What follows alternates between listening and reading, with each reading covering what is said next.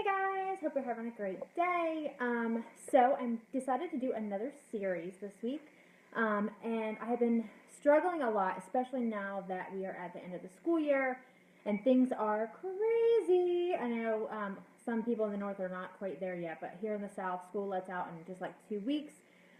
So schedules are amuck and everything's crazy, and it's just the beginning, and it's about to blow up in our faces. But today, so I wanted to talk about this is for you working moms, and nothing against stay-at-home moms. You guys have a tough job too, but this particular, actually everyone can probably benefit from this, but I'm speaking specifically to working moms just because I'm a working mom and that's just what I know. But I don't know about you guys, but there's just so much on my plate at all times. I just have a hard time juggling it all. Like when my daughter was born, I just really struggled. Like I went back to work after 6 weeks. I only got a 6 week unpaid maternity leave. And so I went back to work and I just really, really struggled from like that moment on, just because, I felt like I was always kind of half-assing everything. Like I felt like I was half-assing my work because my mind was on my kids, and I felt like I was half-assing my kids because my mom's on my work. And I felt like I was never quite all there in either place. And I just struggled with it for so long. And I still struggle with it sometimes.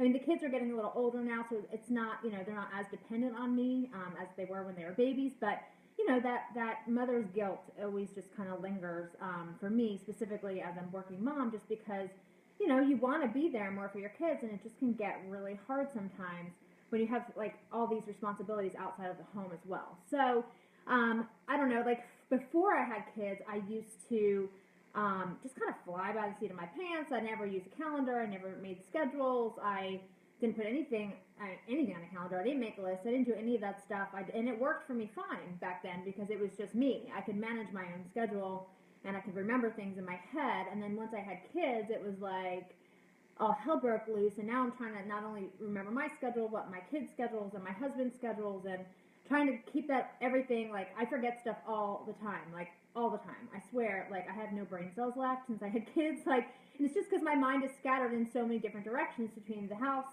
and the kids and my husband and work and the pets and like all the extracurricular activities. It's like hard to keep all on track. So I've started using lists a lot. Like lists have become kind of my best friend.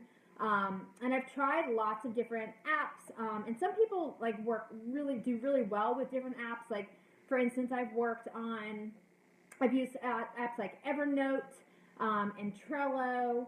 I've heard of one called Wunderlist that's supposed to be really good. We've tried Cozy and Asana, and I've heard great things. And I liked different things about all of them. For me personally, and I do recommend those. Like, if you're an app person and you need that like accountability and you want that, I would strongly recommend any of those apps. Would be great. I think it's just a matter of trial and error and figuring out which one works best for you.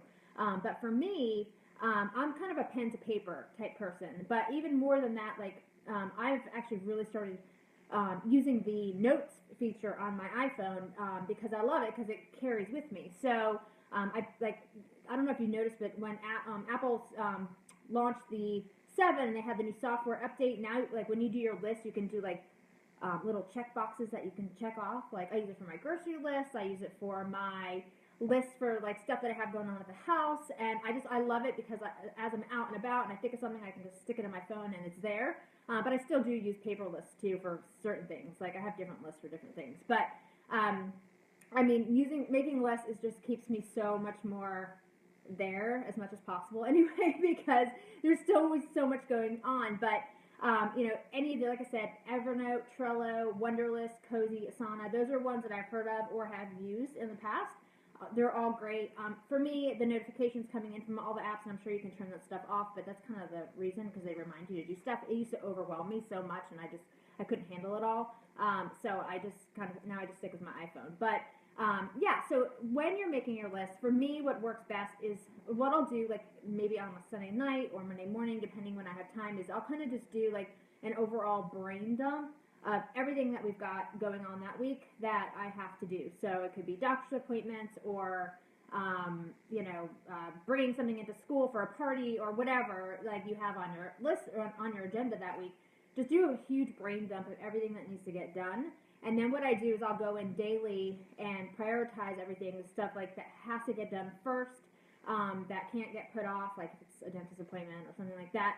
And then I'll add things or take things off, cross things off the list on a daily basis, so that it just keeps me on track. So I'm making sure that I'm getting everything done that week that I have to get done, and onto the days that they need to be done. If they need to be done by a certain day. So, prioritize it as you have to for your week. If you've got a whole bunch of stuff that has to happen on Monday, then obviously get it done Monday. But for me, just having everything in one place helps me so much, and there's no better gratification than clicking that checkbox on my Apple phone list feature. I love it. And then also I use a calendar. So there's tons of calendar options out there. I know there's like way more advanced ones than Google Calendar, but that's the one that I use.